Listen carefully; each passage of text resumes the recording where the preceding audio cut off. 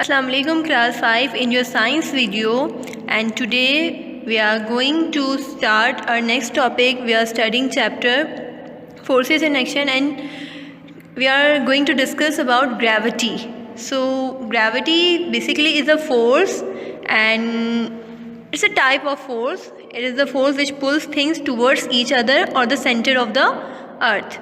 Gravity always draws objects towards one another. It never repels them. So gravity basically is the force of attraction. Now let's talk about balanced and unbalanced forces. The person in the illustration is standing still. The force of the height is in balance with the reacting force from the ground.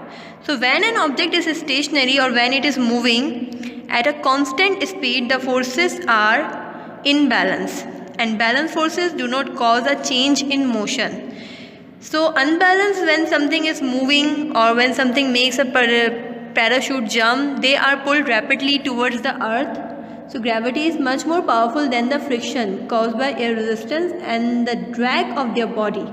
So the forces are called unbalanced. Now let's talk about mass and weight. So weight is also a force. It is in fact the amount of gravitational force acting on an object.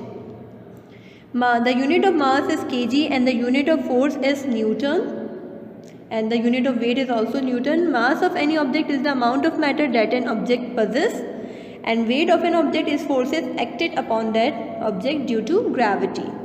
Let's talk about differences. Basically mass is the amount of matter in a body. Mass has only magnitude, means it's a scalar unit, and it is measured in kilogram. It's constant regardless of the gravitational field strength, and otherwise weight is happen due to the pull of gravity on a body and has both magnitude and direction, that is vector, measured in newtons and varies according to the gravitational field strength, usually measured by a spring or compression balance. So that was the differences between mass and weight. Let's talk about machines. So firstly we have simple machines. Simple machine make work easier. To lift his heavy load straight up would take a lot of effort, so rolling it up a ramp inclined plane reduces the effort required. So using a longer ramp reduces the effort even more. A steeper ramp requires more effort. The wedge is pushed under the something to split it or separate it, and the inclined plane and wedge are used to move objects. Next we have compound machines. Is a machine in which two or more simple machines have been put together.